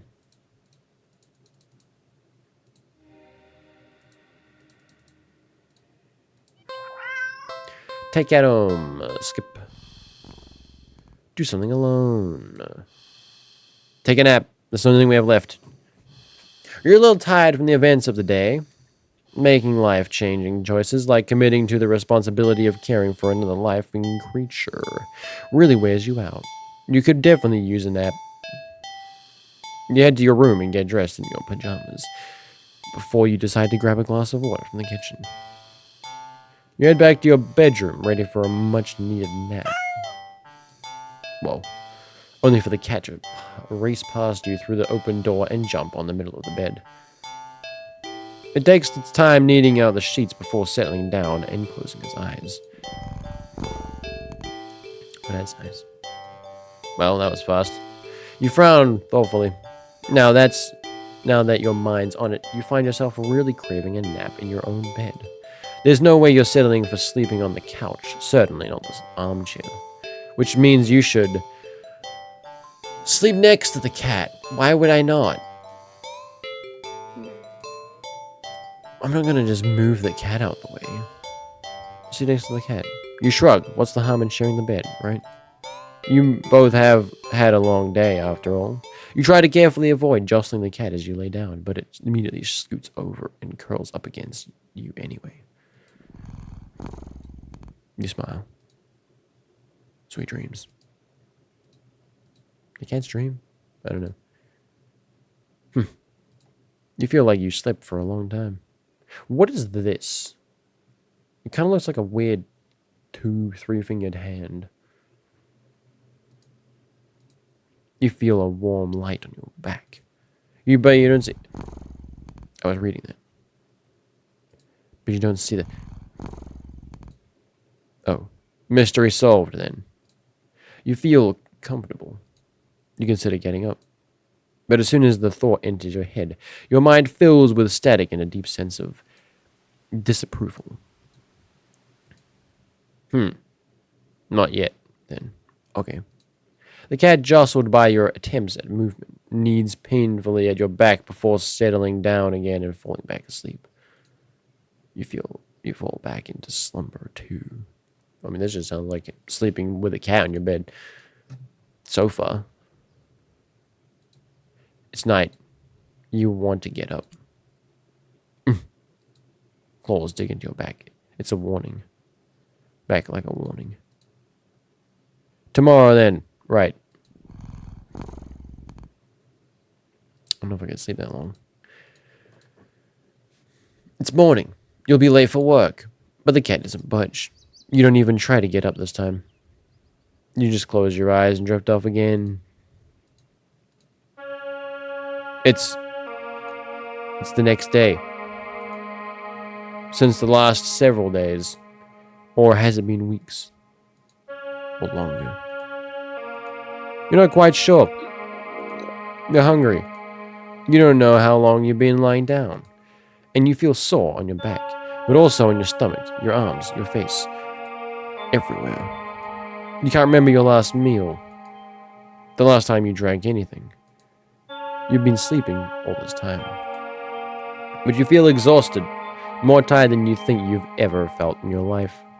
It feels like a giant hand is pressing you into the bed. You can't remember the last time you ever even considered moving. But somehow you know.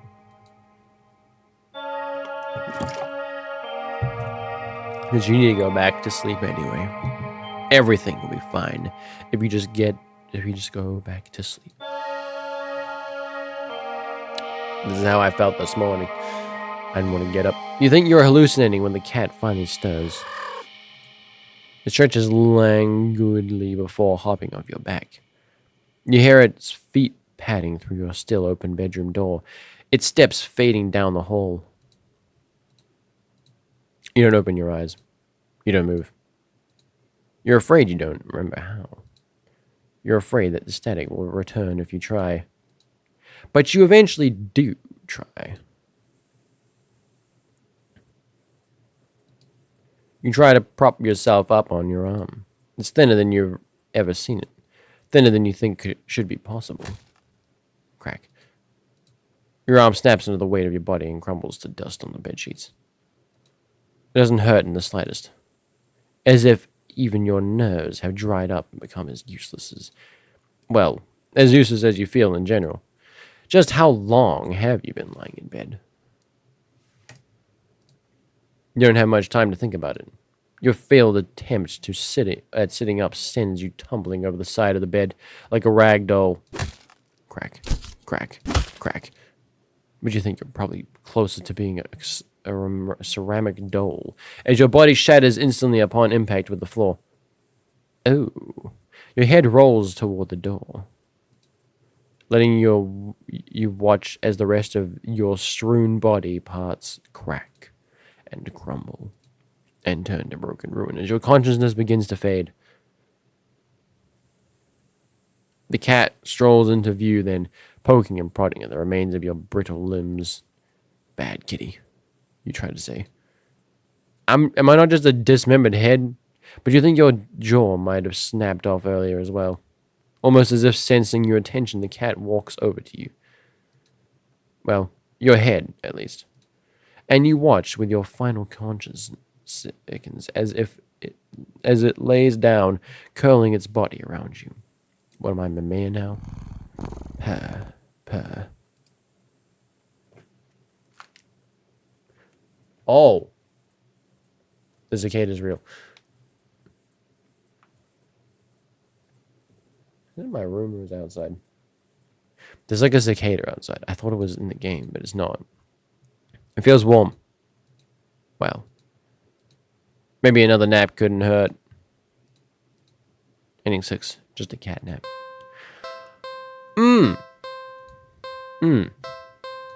Move the cat.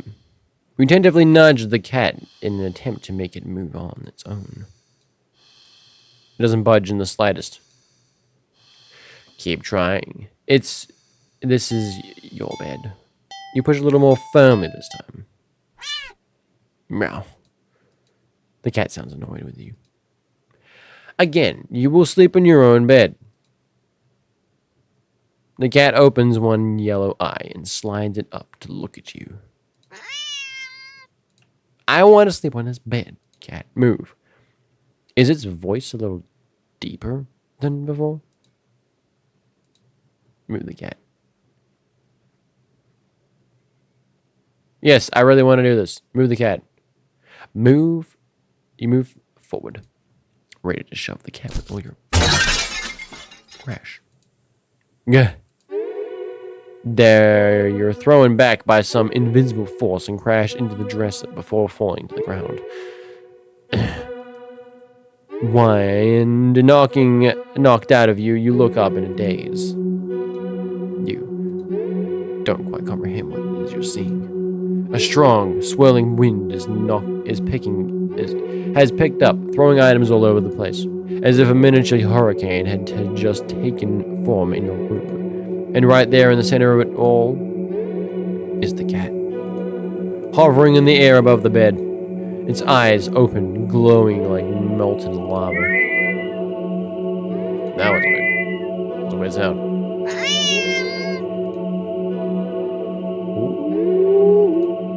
You watch as a vortex rips open in the center of your bed, and panic as the swirling wind turns into a vacuum, dragging you towards the bed. Your nails catch and tear as you desperately try to cling to the carpet, the floorboards, and every piece of furniture within your reach, bloody fingers slipping clumsily on every surface. But there's nothing you can do. As you touch the vortex, your body starts to disintegrate. Tiny particles of your body separate and floating into nothing. The last thing you see is the cat landing nimbly on the bed and kneading at your sheets before it curls up and falls back to sleep. Thank you, Intel. Ending 5. Do not disturb. Okay, fine. Do something else. Maybe you can try napping later. You decide to do something else with your time. Oh. On second thought, do something with the cat. Like what? Pet cat. It's not every day you have access to a cute, fluffy animal. What else is there to do with it, but pet it to your heart's content?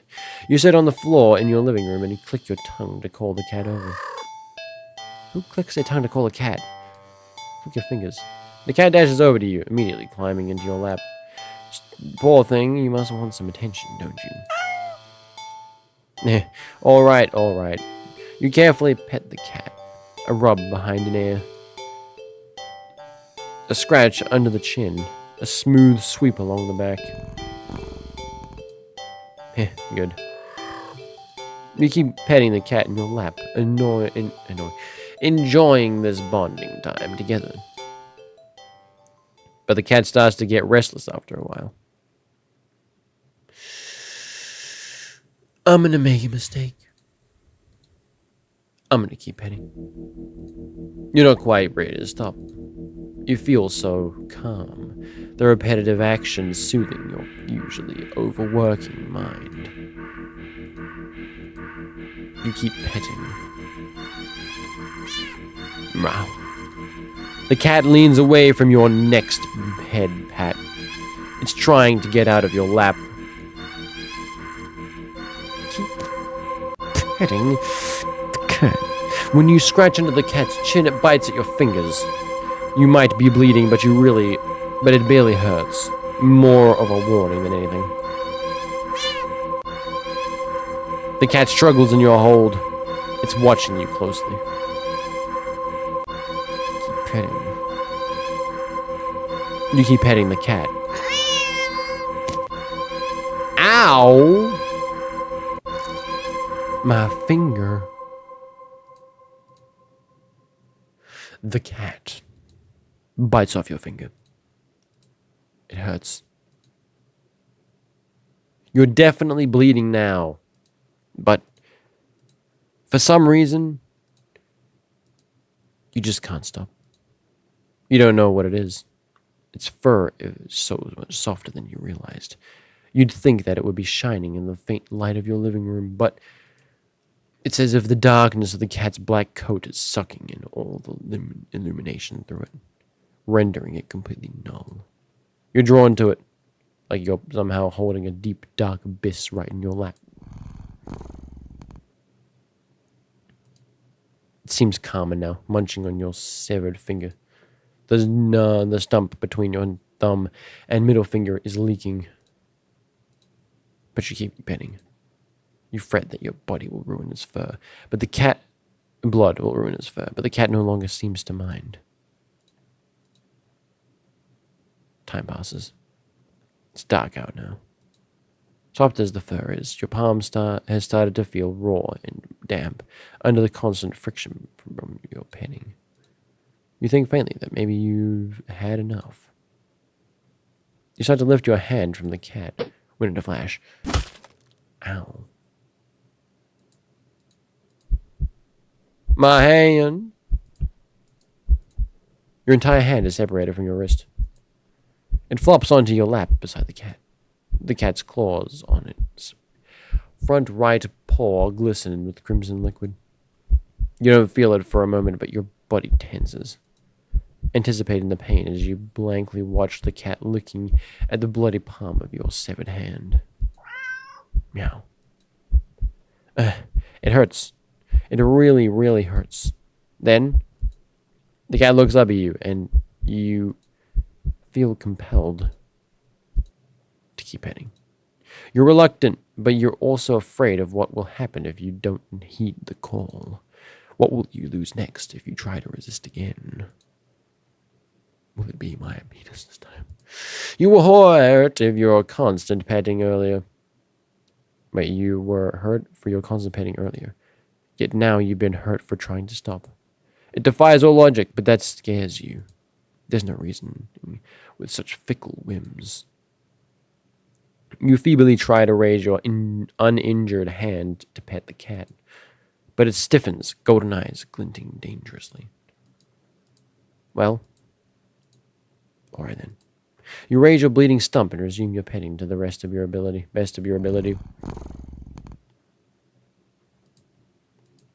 You pet. And you bleed. You pet. And you bleed. You pet. And you bleed. You pet and you... NE7. Personal boundaries. Well. Let's do something else. Ah.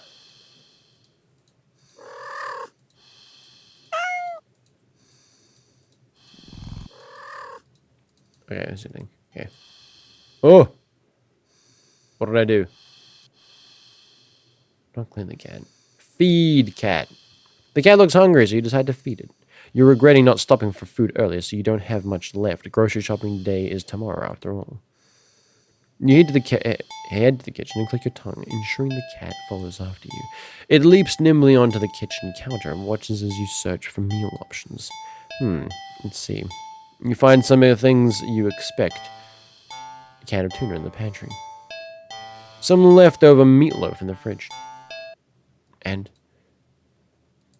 huh? What's that? You realize there's a tightly sealed Tupperware on the bottom shelf of the fridge. You don't recognize it. A foul odor is leaking from the container. I pushed the wrong button. Whatever's inside can't be safe for human consumption. But the cat seems excited about it, practically salivating over it. Still, you're the caretaker here. You're the one who needs to decide what's best to feed a hungry cat. So you'll feed it. I reckon I should save. Okay, I reckon we feed it Let's try the tuna first. Let's just go top to bottom. Cat's like fish, right? Shrugging, you take out the tuna from the cat, for the cat, and the meatloaf for yourself. You put the frankly ominous container back in the fridge, and the cat looks a little disappointed. Tough. You'll need to dispose of that weird whatever it is later. You open the tuna and spoon it onto a small saucer. You put the saucer on the kitchen counter next to the cat. You don't think you should be encouraging it to eat up there. But you figure it'll make for electing not to feed it the toxic goop it wanted. The cat looks like it finds the tuna acceptable. You'll take it. Eat up, kitty. Meow. As the cat digs into its meal, you go about heating up the meatloaf in the microwave. While setting the time, you hit... You turn and see that the plate is completely empty. Whoa, that was quick. You need to pace yourself. This is the way it's sounding hiccups. What the? You watch, baffled, as the cat continues to hiccup, causing little bubbles to float out of its mouth. Okay, that's okay. You can process this. It's not completely out of the realm of what's possible, right? Right? But it's not a thing too hard about it. Soon enough, the room is full of the floating bubbles. The cat releases a final tiny bubble before yawning and laying down right there on the counter. Well, glad you enjoyed it. The bubbles haven't left the room or popped. They seem to be pretty resilient. Wait, what? What's that? As one of the bubbles floats closer to you, you see that there's actually something inside it. A tiny, furry fish. This is just getting weirder and weirder. Still, you can't help but marvel at the impossible wonder in front of you. You lift a hand. You extend a finger towards the bubble. Carefully press it against the surface. Well, that was smart. The little fish inside lashes out viciously, sinking their tiny fangs into your finger. It doesn't really hurt that much at first, but then it really hurts. Pain starts to clamp from your finger to the rest of your hand, past your wrist. Could it be some kind of venom? You fling your arm around in an attempt to dislodge the fish, but... Oh, no. Oh, this is bad. Yeah. You accidentally knock your arm into several of the bubbles floating around. More tiny ravenous fish latch into your flesh. You stumble back out of pain and suddenly and a sudden bout of dizziness, only to bump into more bubbles. More fish digging their teeth into your back. It hurts. You're getting dizzy. You've got to get out. You deliriously try to stumble out of the kitchen, but the entire room is filled with deadly bubbles. By the time you collapse to the ground, you're absolutely covered in tiny, angry, biting fish. Your legs, your torso, your arms, your face. The pain is unbearable. You can feel it in your skin, and your teeth, and your eyes, and your hair, and it is so consuming you can't even feel yourself convulsing or crying. You don't black out. Your eyes are still rolling out onto your skull and rolling up into your skull when you gasp out your last breath. Ending 8. Fish out of water. Okay. Maybe the tuna's the bad ocean. Meatloaf. You're not about... Wait, what? You get the feeling the cat won't be too impressed with anything that comes out of a can. And you're not about to feed it with whatever the heck that toxic-looking sludge is. So it's settled. A tuna sandwich for you and the leftover meatloaf for your feline guest. You ignore the cat's disappointed meows as you put the weird container back into the fridge to dispose of later. You warm up the meatloaf in the microwave.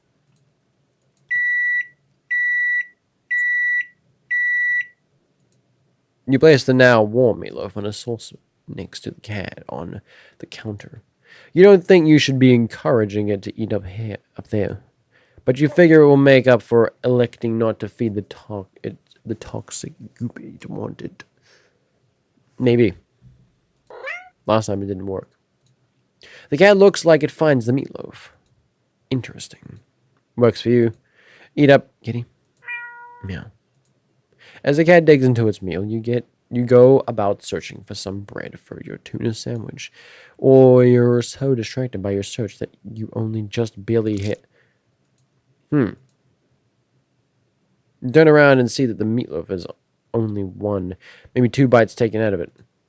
But alarmingly, there seems to be a red trail of something leading away from where the cat had been sitting and off the edge of the counter towards the living room. Is that blood? You jump at the strange sound coming from around the corner, further into your apartment. You attempt to steel your nerves. Taking a breath, you walk around the counter to head into the living room. Splat. You stepped in something warm and wet and red. You resist the urge to vomit and step away from the trail of. You follow the trail into the living room and see that it leads into the hall. Gurgle, gurgle. It's getting louder.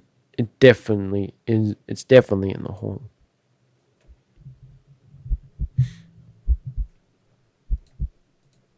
You feel like you can hear your heartbeat. You hope whatever is in the hole can't. Your body shakes as you feel yourself step forward. And forward. And forward. And forward. You peek. Around the corner.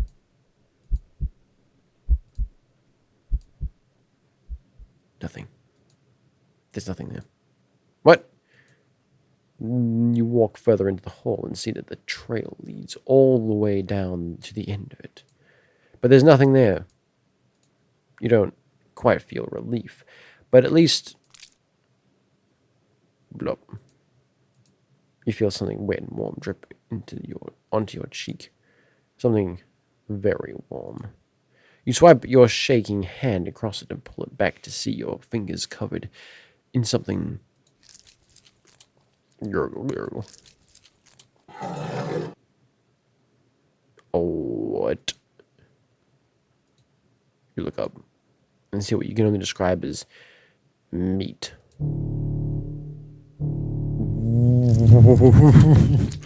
The entire ceiling of the hallway is covered in a thick, undulating, writhing layer of pulsing meat. At its center is a single glowing eyeball frantically rolling around in every direction. Until it lands squarely on you.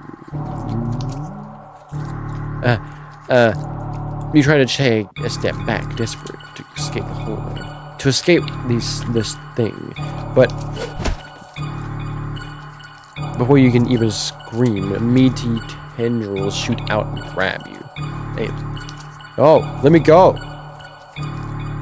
They pull you up. I'm about to get consumed by the meat roof. And up into a pair of swallowing, opening jaws. Slowly opening jaws. And then I'm dead. Chomp. Ending 9. Leftovers.